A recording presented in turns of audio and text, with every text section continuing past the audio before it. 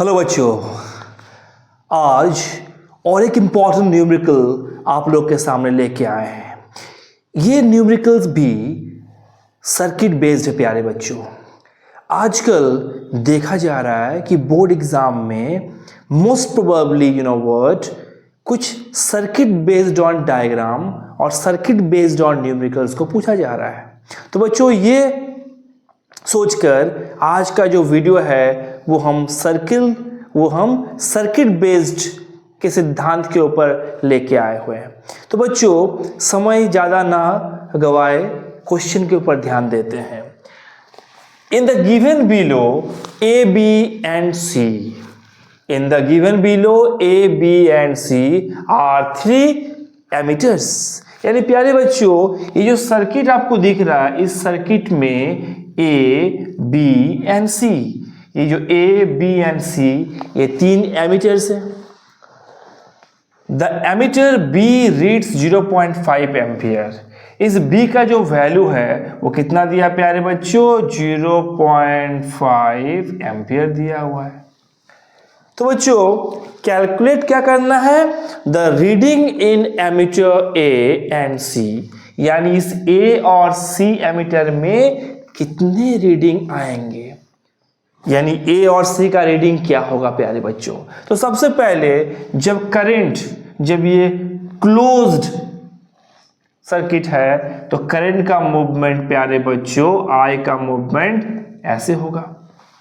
जैसे ही ये करंट इस ए से होते हुए पास किया, इस ए से होते हुए पास किया इस छोटे से सर्किट पे, तो बच्चों आई क्या हो गया? डिस्ट्रीब्यूट हो गया।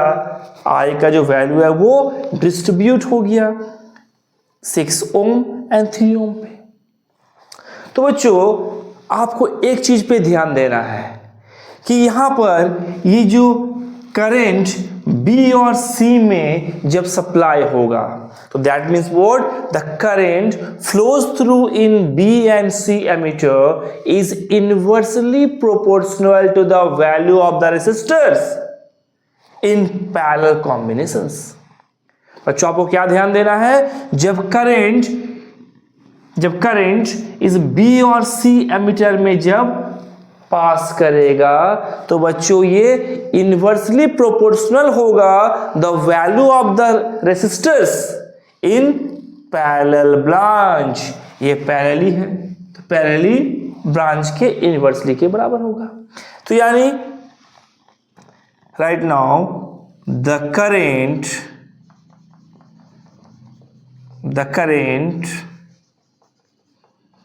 flows through the emitters B and C is inversely proportional to the values of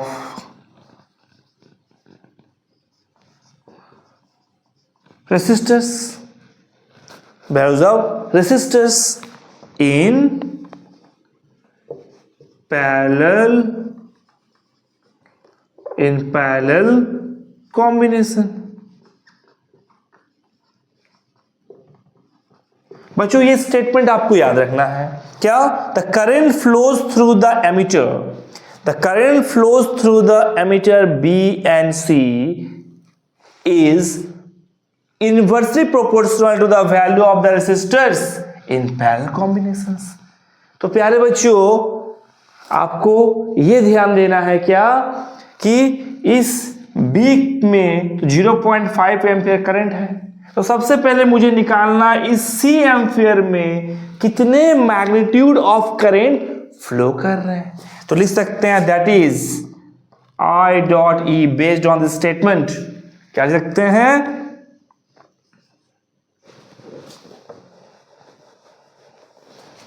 reading of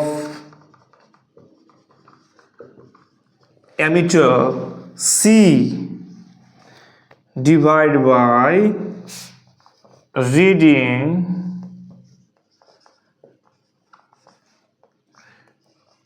of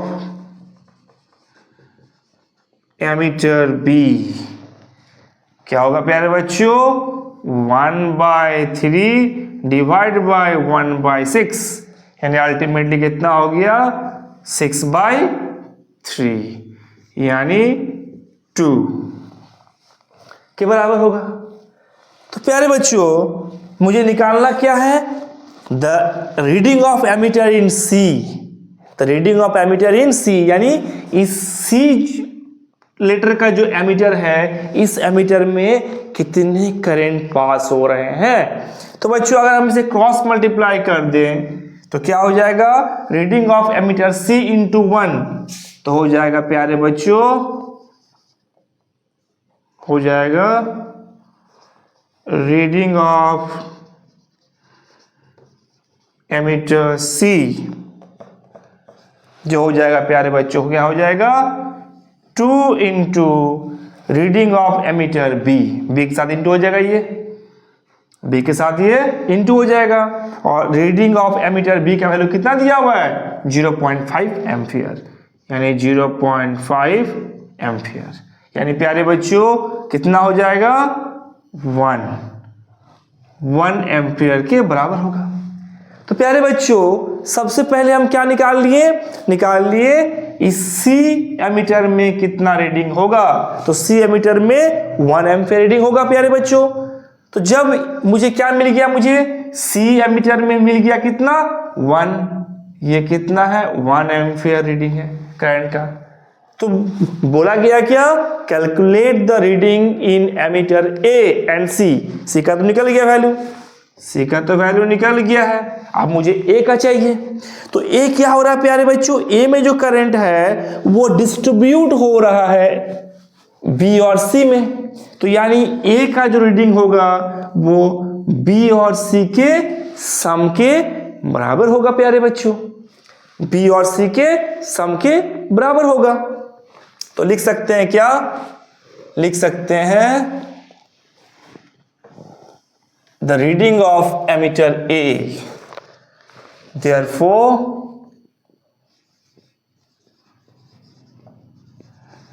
reading of emitter A is equals to the reading of emitter B plus reading of emitter C। तो ultimately बोल सकते हैं क्या? 1 plus 0.5 यानी प्यारे बच्चों 1.5 ampere. यानी इस I का जो वैल्यू निकल गया वो कितना निकल गया? I का जो वैल्यू निकल गया वो निकल गया 1.5 एम्पियर। 1.5 एम्पियर इस I का वैल्यू निकल गया। हाँ, यानी टोटल मैग्नीट्यूड ऑफ करंट जो है इस इंटायर सर्किट में कितना हो गया? 1.5 एम्पियर हो गया। तो बच्चों इस A और C का वैल्यू निकल गया एमीटर में। अब नेक्स्ट क्वेश्चन है total resistance of the circuit. तो बच्चों अब इस इंटायर सर्किट में टोटल रेजिस्टेंस कितना होगा? तो इस सर्किट में यहां क्या दिया है? 2 ओम दिया हुआ है, 2 ओम रेजिस्टेंस दिया हुआ है। और करंट कितना है प्यारे बच्चों? 1.5 एम्पियर। करंट कितना है? 1.5 एम्पियर। तो सबसे पहले यहां पर क्या देखना है?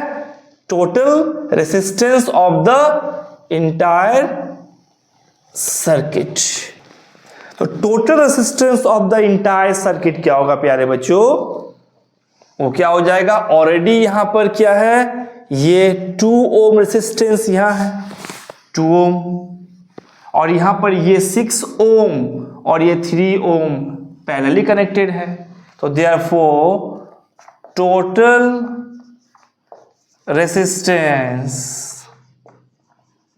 रेजिस्टेंस हो जाएगा प्यारे बच्चों 2 प्लस आर पी, बिकॉज ये दोनों किस पे है, पैरेलली कनेक्टेड है। 6 ओम और 3 ओम क्या है, पैरेलली कनेक्टेड है। तो इसे इक्वेशन 1 मान लेते हैं।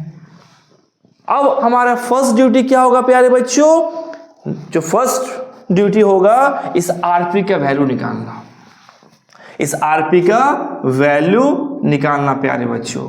तो क्या वैल्यू होगा इसका, तो बच्चों सबसे पहले ध्यान देना है कि ये 6 और 3 पैरेलली कनेक्टेड है। तो right now 1 upon R P right now equals to 1 upon 6 plus 1 upon 3। 6 हो गया एलसीएम, तो 1 प्लस 2 यानी कितना हो गया प्यारे बच्चों, 3/6 काट देंगे 1/2, यानी आरपी का जो वैल्यू हो जाएगा वो हो गया 2 ओम। 2 ओम हो गया प्यारे बच्चों। तो यानी टोटल रेजिस्टेंस कितना हो जाएगा, इसमें वैल्यू पुट कर देते हैं फर्स्ट में, तो हो जाएगा 2 प्लस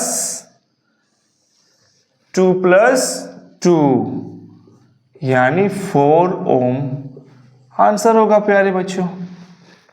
इस फर्स्ट पे जब पुट कर देंगे आरपी का वैल्यू 2, तो 2 प्लस 2 क्या हो गया, 4 ओम हो गया।